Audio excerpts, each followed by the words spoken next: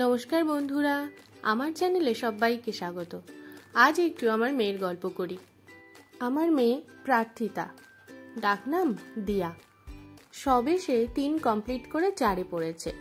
এখন থেকেই সাজতে সে ভীষণ ভালোবাসে। খুব ছোট থেকেই তাই ওকে বিভিন্ন অকেশন অনুযায়ী বিভিন্ন রকমভাবে সাজিয়ে দিই। ও খুব খুশি হয়। এমনিতে প্রচণ্ড চঞ্চল, 1 সেকেন্ডও এক জায়গায় তিষ্ঠ হয় না। তবে গল্প শুনতে আর সাজুগুজু করতে তার ভীষণ পছন্দ। এই দুটো জিনিস পেলে অবশ্য কিছুটা সময় তাকে এক জায়গায় পাওয়া যায়।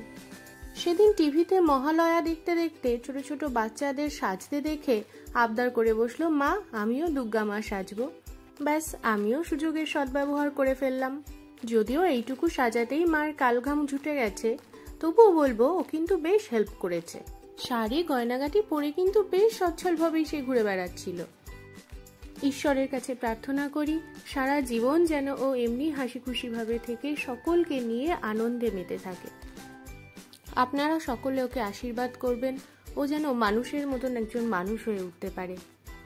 আর হ্যাঁ, খুব শিগগিরই আমি ফিরছি আমার পরবর্তী ভ্রমণের গল্প নিয়ে। দেখতে ভুলবেন না কিন্তু। পুজোয় সকলে আনন্দে থাকুন, সুস্থ থাকুন এবং সেফ থাকুন। আজকের মতো এইটুকুই। টাটা।